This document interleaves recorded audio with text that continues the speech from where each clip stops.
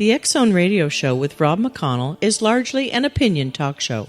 All opinions, comments, or statements of fact expressed by Rob McConnell's guests are strictly their own and are not to be construed as those of the X Zone Radio Show or endorsed in any manner by Rob McConnell, Relmar McConnell Media Company, the X Zone Broadcast Network, its affiliated networks, stations, employees, or advertisers.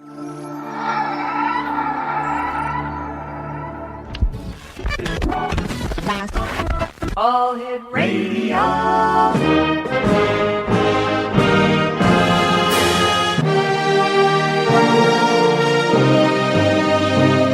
Welcome to the X Zone, a place where fact is fiction and fiction is reality. Now, here's your host, Rob McConnell. And welcome to the X Zone, everyone. My name is Rob McConnell. We're coming to you live and around the world from our studios in Hamilton, Ontario, Canada, live on the Talkstar Radio Network, X Zone TV, and on shortwave. If you'd like to give us a call, 1-877-528-8255. That's toll free at 1-877-528-8255.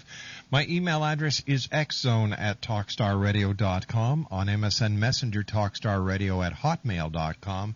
And our websites, www.xzoneradio.com. And you can watch, listen, and chat at www.xzonetv.com. I'd like to welcome all the members of the X Zone Nation who are now joining us here on the Talkstar Radio Network with their local radio station. Welcome to the X Zone, everyone. Today is Friday.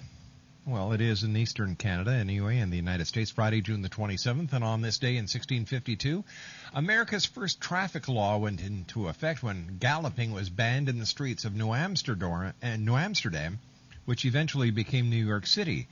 In 1847, New York and Boston were connected by telegraph wires.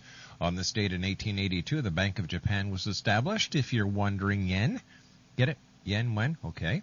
In 1955, Illinois became the first state to require seat belts. Today is Tobey Maguire's birthday. They turned 33. And the former presidential candidate, Ross Perot, turns 78 today. My guest this hour is Erik Stearns. Erik is no stranger to the X Zone Nation. And this is we're not going to be doing psychic readings with Erik tonight. We're not going to be talking about what's the news, or we're not going to be talking about New Age spirituality. But I'm going to tell you a little bit of a story. On February the 10th in 2004 in Austin, Texas, a dog was stabbed. The accused and later convicted was none other than Erik Stearns. His story begins with that incident on that fateful day. It was later determined that he was the only suspect in the case merely because he was the only one to complain about a barking dog to his apartment manager. Later that day, his house was entered, and during his apprehension by the law, his house was searched with no plain sight probable cause. There was none. It turns out that the police never even found a weapon or tangible evidence, and no search warrant. Now, in addition, his name and face were plastered all over the media. This didn't help his case, and his court-appointed lawyer would do nothing to represent him, thus landing him in jail for a whole year. Upon returning, he tried to connect with his old communities and friends, but found out that his name was so slandered by many prominent members of the communities. He was further accused of other things, one of those being trying to corner a child. This also was not the case, nor is there any evidence or any other official documentation to substantiate this claim. Yet these people continue to pursue him, sending slanderous and other attack-orientated emails to his contacts and venues that he performs at, plastering flyers and at places where he plays to educate the audience, intimidating him, etc. Yet there are the same people whom, in the same breath, would tell you all about how they are in the modern burning times and how they are being persecuted. When we come back from this 2-minute commercial break, Erik Stearns joins us, and we're going to be talking about this story and how it affected Erik's life and how it could indeed happen to you. Erik Stearns is my guest this hour when the X Zone returns on the other side of this 2-minute commercial break. Live and around the world, right here on the Talkstar Radio Network from our studios in Hamilton, Ontario, Canada. Don't go away, X Zone Nation.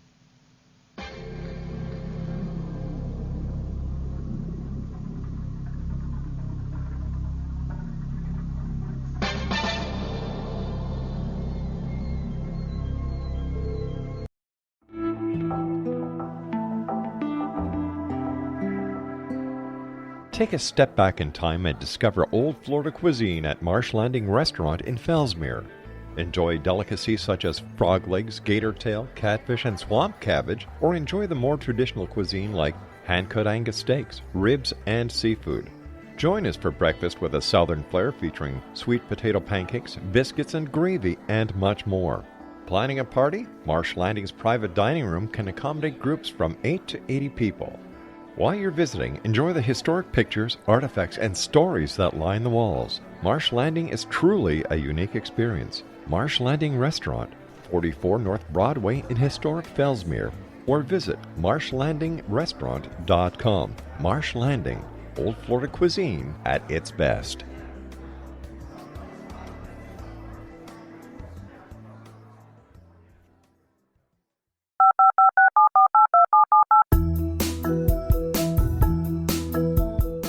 Did you know that when you're on the road with limited data or Wi-Fi, you can still listen to the X-Zone Radio Show with Rob McConnell, The Science of Magic with Gwilda Wiyaka, X-1, Dimension X, Space Patrol, and every minute of the X-Zone broadcast network by calling 213-401-0080, courtesy of Audio Now. No smartphone, app, or internet needed. It saves your data plan, and it's free if you have unlimited minutes. Call 213-401-0080 to listen on any phone, anytime, anywhere. Remember 213-401-0080 for the best of the paranormal, parapsychology, and sci-fi radio programming anywhere, 24/7, 365.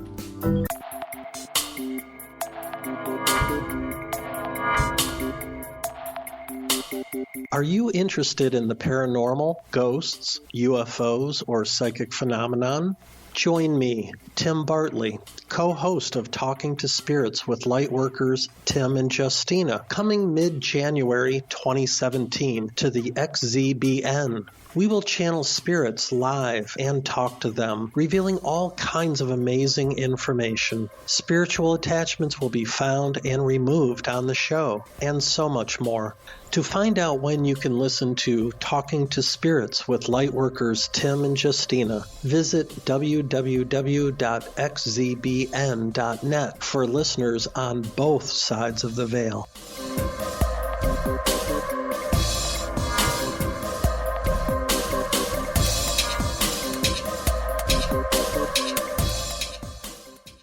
Welcome back, everyone. Erik Stearns is our special guest. And Erik, welcome to the X-Zone, my friend. Thank you. Thank you for having me here. I appreciate it. Yeah, it's my pleasure. Tell us how all this happened from the very beginning, would you, Erik? Sure, absolutely. Let me spell out the facts for you so that way everybody has a very clear, unambiguous picture of what had happened that day of February 10th, 2004. It started a little bit earlier than that. I was up all night working on several projects, and this was kind of during the times that I had worked for you as bureau chief for the X-Zone. And I was working on a couple of music projects as well as studying to get an advanced certification as a Reiki master and so forth and so on. So I had been pulling about a 36-hour straight shift. Around 6 o'clock a.m. That morning of the 10th, basically I came to a stopping point and decided that since I had a gig that night and so forth and so on, and I needed to do some traveling, get some things that I needed for the upcoming gigs and pick up my instruments, which were being worked on by a friend of mine, that I needed to get some sleep. So that's exactly what I tried to do. I went and showered, went to bed about approximately 6:15, 6:30, somewhere around there. Couldn't get to sleep because across and below from me was a dog that was barking, and I was in a part of the complex that I was living at the time, a part of that complex that allowed no pets whatsoever, and that was partly the obvious reason why. I basically did everything for the next 2 hours or so that I could in order to try to get some sleep, but to no avail. And finally, I was PO'd enough that I figured not only was I going to go through proper channels, but I was going to go through proper channels and basically get in their face and demand why somebody was being allowed to do this, and people who were also around me wouldn't be able to get any sleep either, considering the fact that they were night shift workers. And so I went down there. I was told that the guardians or keepers of the dog, whatever, would have 24 hours to get rid of the pet, or they would face eviction procedures. Well, of course, this didn't help my case, at least as far as my predicament was concerned. So I promptly, after basically just kind of accepting what they had to say and not necessarily believing it, I went back to my apartment, went upstairs to work on my music newsletter, and had gotten some work done, and then finally noticed that everything was a little bit quiet. I looked back down at my computer clock. It was 11:33. I remember that vividly because that was right around the turning point that where something was probably wrong, but I had no idea until later on. So I figured I'd crash into bed, get up about 2:30 or so, which would give me about 3 hours of sleep, and I'd be good to go. Later on, I guess about a couple hours later, I wasn't sure exactly what time it was. I think it was about 1:30 or 2 in the afternoon. I got up because somebody was banging on my door. I was expecting a package. I was thinking it was UPS, and I asked who it was. They said it was the police. I said, just a second. I wanted to pull on some clothes. I wasn't even dressed. And next thing I know, cops are entering my door. I'm turned around, handcuffed, thrown on the couch, and they're ransacking my apartment and basically saying I was under arrest for a dog being stabbed. Subsequently, they entered my apartment only with an arrest warrant. They did not have a search warrant. They had no plain sight probable cause. There was nothing laying around that was out of the ordinary. Everything was pretty much, clean, put up, and, things were shut down. Nothing out of disorder, so forth and so on. But they proceeded to look through my closets, my kitchen, everything. I was taken to jail.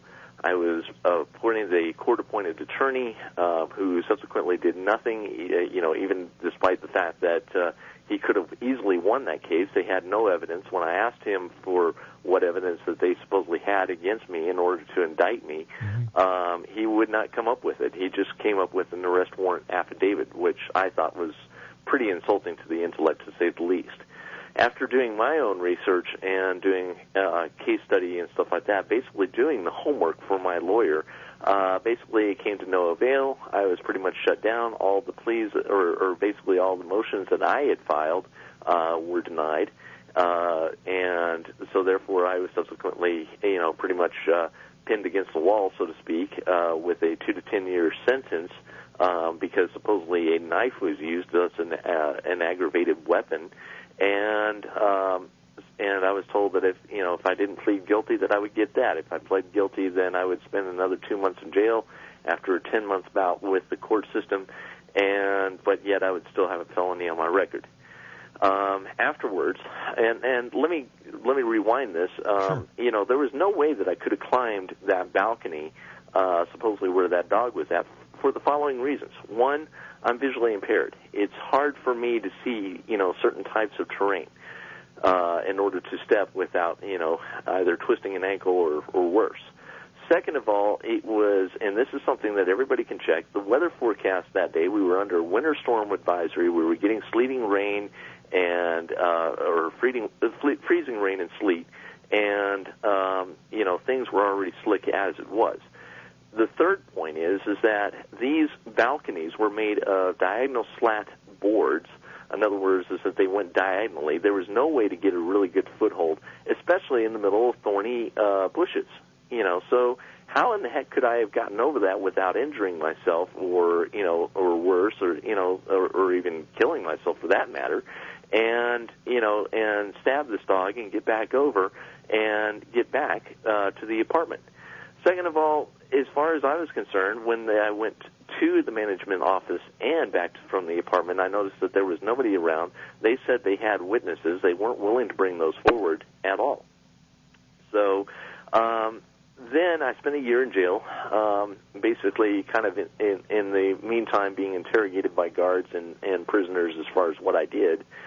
And I got out, tried to reconnect with my communities, only to find that not only my name was plastered all over the media, newspaper articles and the like, but basically there were a lot of other people within the community whose names I will mention tonight because they've gone forward to accuse me on public websites, email lists, etc. As far as my alleged history with supposed animals. It even blossomed to the point where these campaigns were becoming less and less effective because I kept finding new avenues to promote myself. But then they decided to come up with a second accusation, saying that I cornered a child in attending a ritual that I never attended in the first place. Why were you being targeted by these people? I think what it is that, simply put, these people are very confused. They're reactionary pagans, not to, not to totally broad brush the path, but these are people who have chosen the pagan path for whatever reason, and who have also brought over their issues from their previous paths and are looking basically for a scapegoat, so that way they don't have to focus on their problems. The only reason why I was such a target was because of the fact that I was gaining somewhat of a somewhat of notoriety because of my musicianship and my dealings with the community and so forth and so on. And because I was a semi-public figure and then plastered all over the media, everybody decided that they were going to go for the fear and not look for the facts and basically go right after me, which is very typical of, both the Council of Magical Arts, ESA, Earth Spirit Alliance, and U-Grove Cups and other organizations around here in Central Texas. And I think that just because of that I was, kind of well-known beforehand, and they were already having, their own little witch wars because of politics and so forth and so on, they decided that basically they could place their blames on me and therefore cleanse their consciousness of anything else. Police enter your place. They don't have a search warrant. They have an arrest warrant. There's nothing in plain sight. How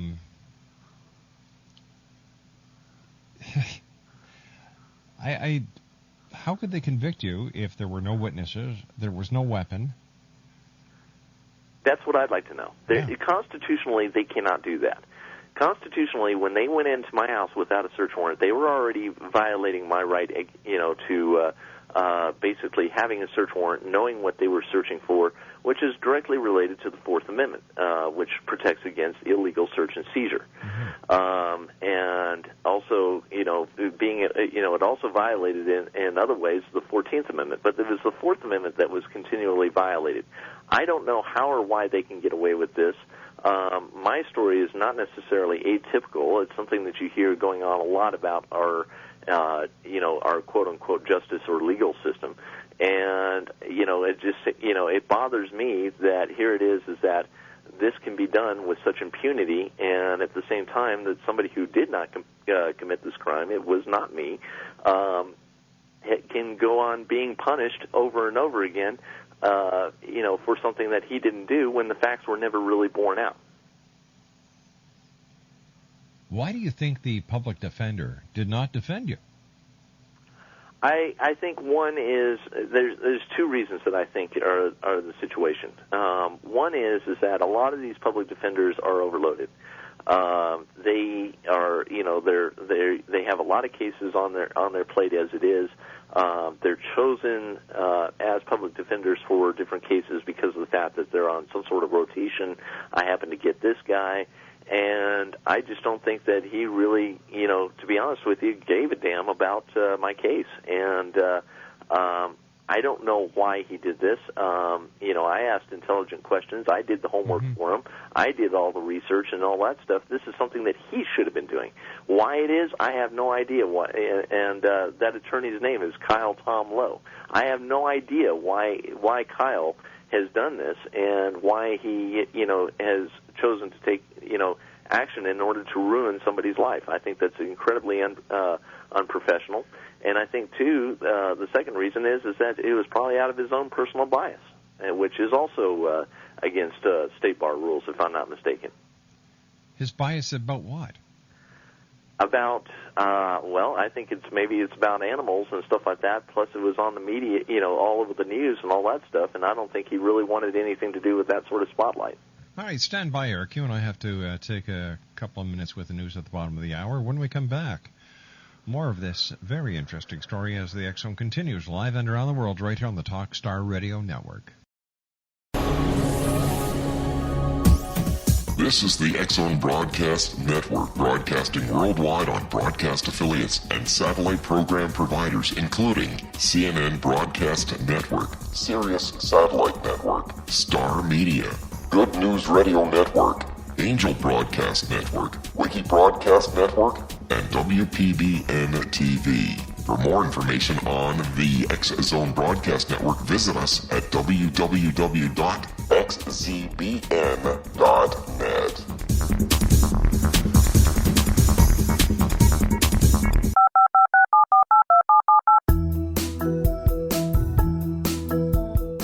Did you know that when you're on the road with limited data or Wi-Fi, you can still listen to the X Zone Radio Show with Rob McConnell, The Science of Magic with Gwilda Wiyaka, X-1, Dimension X, Space Patrol, and every minute of the X Zone Broadcast Network by calling 213-401-0080, courtesy of Audio Now. No smartphone, app, or internet needed. It saves your data plan, and it's free if you have unlimited minutes. Call 213-401-0080 to listen on any phone, anytime, anywhere. Remember, 213-401-0080 for the best of the paranormal, parapsychology, and sci-fi radio programming anywhere, 24/7, 365. Welcome back to the X Zone, everyone. Our toll-free number is 1-877-528-8255. That's toll-free throughout the U.S., Canada, Alaska, and Hawaii. My email address, xzone@talkstarradio.com, and on MSN Messenger, talkstarradio@hotmail.com. Two websites, www.xzoneradio.com, and to watch, listen, and chat with the X Zone Nation, www.xzonetv.com. This portion of the X Zone is being brought to you by Amira Soul Mystic. Her website is www.soulmystic.com. Erik Stearns is our special guest, and Erik, I have to ask you a question at this time. Did the police or did the judicial system at any time, or even the district attorney, believe, or was there any suggestion that this was a satanic killing, that the dog had been killed for satanic reasons? I didn't hear anything about that. I have nothing to, I have nothing as far as any knowledge is concerned about that. It would just seem to me that I don't know what it was. Maybe somebody was pissed off or something like that, but I don't know if it was, I don't know. I wasn't there. I just happened to be the one who was fingered for it. Now, once again, I believed that in our judicial system, you should have been able to confront your accusers. That's what I would have thought, too. So, why did the system fail? I think part of this is because of the fact that DAs and defenders are so, I guess, to me it seems like, and I could be totally wrong about this, but this is my opinion. And that is that these people are just basically there to make money. They make money off of the prison system. Maybe not necessarily the lawyers themselves, but somebody's making a whole bunch of money off of the prison system. That's one of the reasons why, supposedly, why Texas now has the state jail felony or fourth-degree felony statute, and it's because of the fact that they're putting more and more people in prisons and or on probation, so forth and so on, and that's why plea bargains, 95% of the cases that go through the criminal justice system, whether the person is guilty or not, 95% of them basically end on some sort of plea bargain because they literally tire you out. It's a war of attrition. The longer you're out, especially if you're on bond, it takes just as long. If it takes a little bit shorter, but it still takes just about as long if you're in prison. And I think really in a way this is money driven. Do you have any idea who actually killed that dog? I have no idea. This is really, truly bizarre. Yeah, it is. And, that's why a lot of times during the day I ask, why me? Why me? Why garner all this attention? I don't quite understand this, but needless to say, 4.5 years down the line, and the system's, the situation still persists with these people, and it just, to me, it boggles my mind, and it really saddens me. I mean, I look at this incident, and to be honest with you, I have no hope for the human race when it comes down to stuff like this. I really don't. How has this affected your life, your personal life, your career? In every way. It's affected my music career. It's affected even my job search. I was turned down on 2 offers, one because of the fact that I had a felony on my record. Even though I was willing to explain things, saying, hey, I was in the wrong place at the wrong time. These were, the circumstances. They won't hear of it. They see felony, boom, you're out the door. Same with trying to find a place to live. I would say that, these people, these pagans, with regard to ESA, CMA, and U-Grove, and all these other organizations that I used to belong to, I think with them, they just, they like to play vigilante. They have this hero complex, and I'm just their perfect villain as far as they're concerned. They've never really asked for any proof. But why were you the perfect villain? I don't understand this. Why were you targeted by these organizations? Because it was a crime against nature, Rob. Because that's exactly what it was. It was simply a crime of nature. I stabbed a dog. I supposedly, killed one of the goddess's children and did harm and so forth and so on. And according to their beliefs, that's, on the order of high treason. All right, but if you did not commit the offense, why did you plead guilty?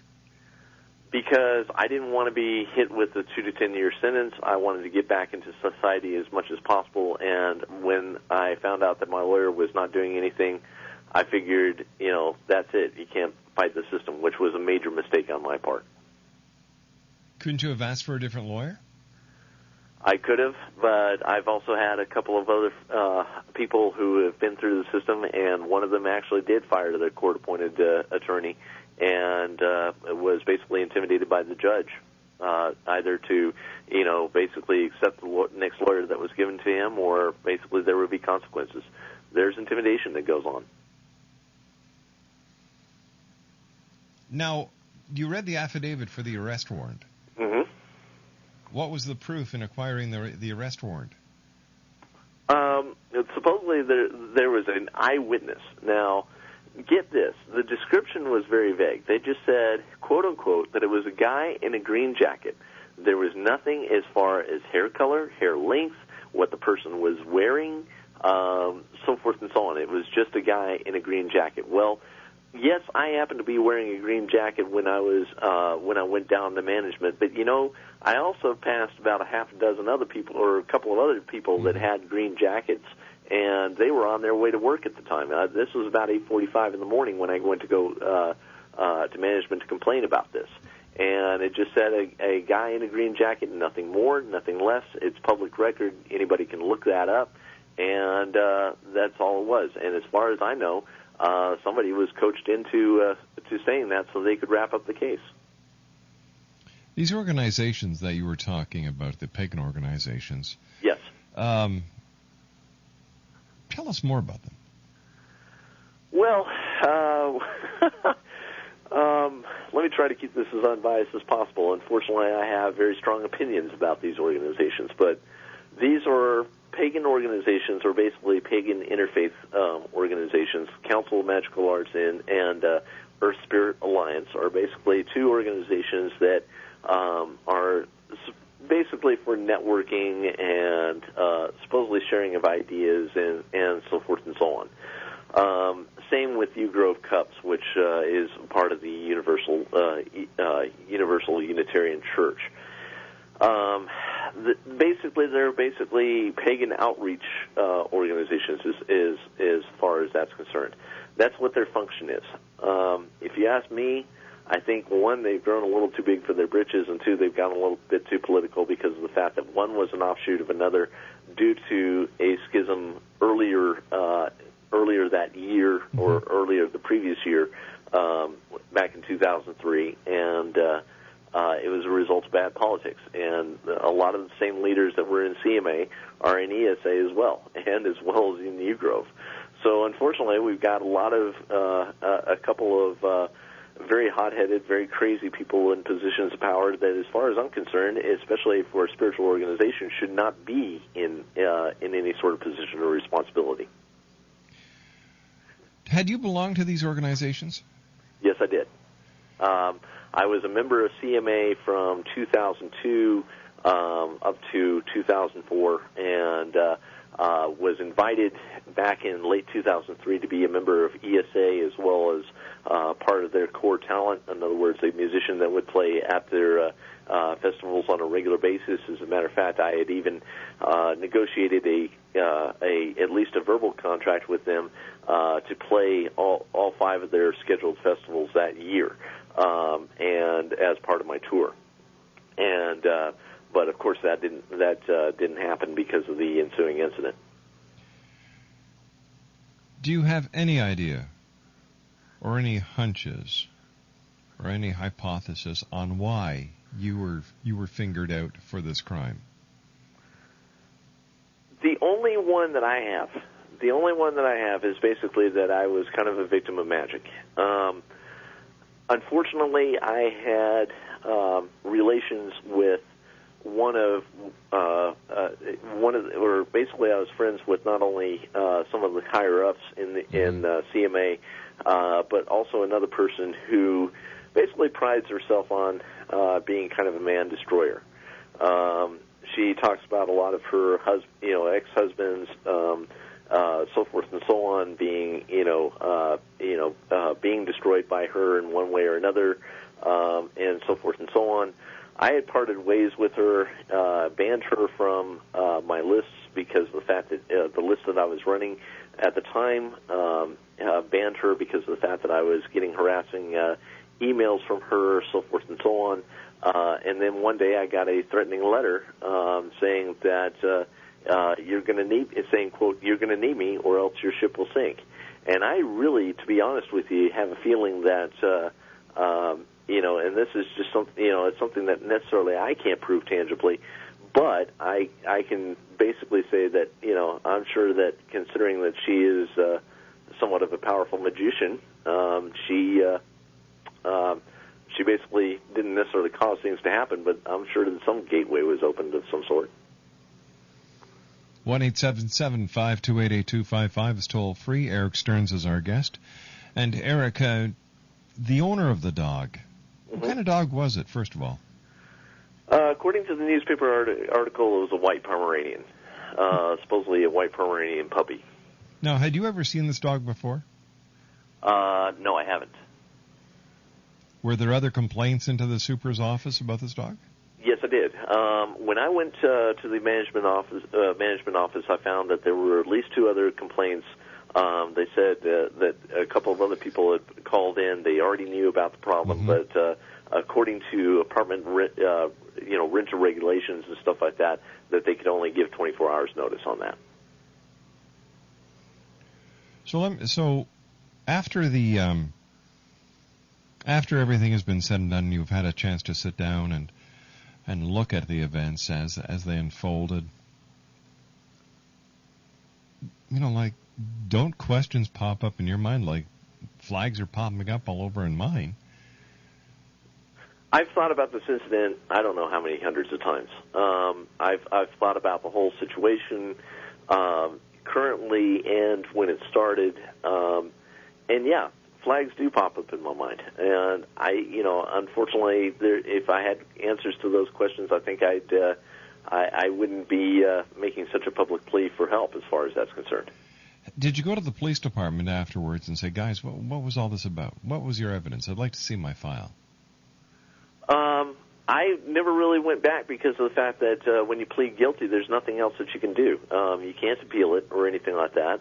And as far as proving it to these other people and trying to, get them to wake up and say, hey, things don't add up here, they've already made up their minds. They made up their minds, when the media stories broke on, I think it was February 11th or 12th, and they made up their minds and basically made up their minds since then, and have endeavored to make sure that everybody else's mind parallels theirs.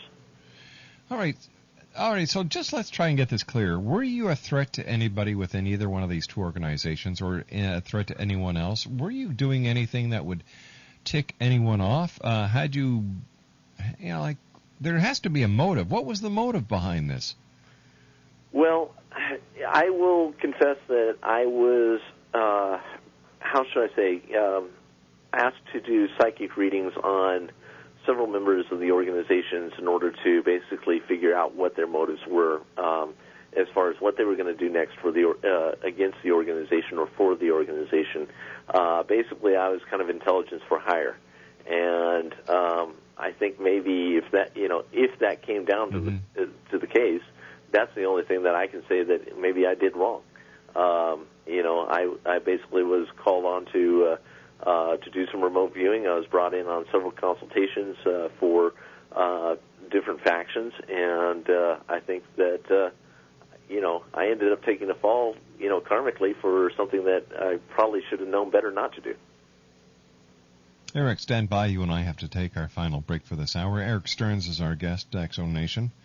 He's going to be with us until the top of the hour. If you'd like to call up, ask a question, get a clarification, give me a call at 1-877-528-8255. It's toll-free throughout the U.S., Canada, Alaska, and Hawaii at 1-877-528-8255. Still to come on tonight's show, Cal Korff will be joining us from the Czech Republic, the beautiful city of Prague, after the news at the top of the hour. My name's Rob McConnell. This is the X-Zone, live and around the world. We're right here on the Talkstar Radio Network. Don't go away. This is the X-Zone Broadcast Network, broadcasting worldwide on broadcast affiliates and satellite program providers, including CNN Broadcast Network, Sirius Satellite Network, Star Media, Good News Radio Network, Angel Broadcast Network, Wiki Broadcast Network, and WPBN TV. For more information on the X-Zone Broadcast Network, visit us at www.xzbn.net.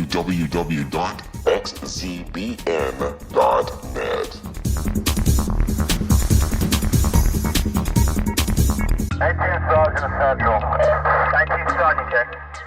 Officers on the scene. Hi, I'm Larry Lawson, host of Paranormal Stakeout.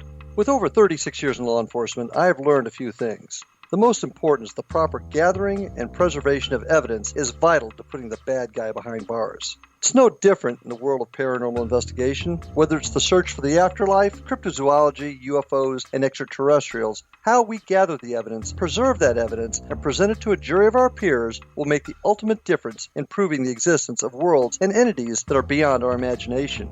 Join me, Larry Lawson, every week on Paranormal Stakeout when, along with my guests, we'll take a journey to prove with indisputable evidence what man has struggled to believe for centuries. Go to xzbn.net for the broadcast schedule and check me out at paranormalstakeout.com.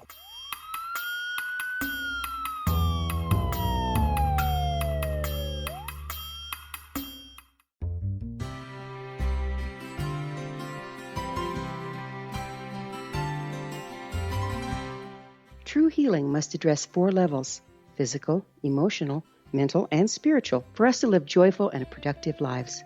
We tend to treat 3 of the 4, leaving the spiritual languishing. If you're tired of the same dysfunctional patterns cropping up in your life, Soul Balancing is for you. Trixie Phelps, owner and founder of Soul Balancing, is a naturally gifted energy healer trained in numerous esoteric forms, including shamanism. Trixie has created a powerful modality that safely and effectively clears your energetic field. A soul balancing session can remove interference, heal trauma, and restore your hope. Contact Trixie for a life-changing long-distance session today www.soulbalancing.world.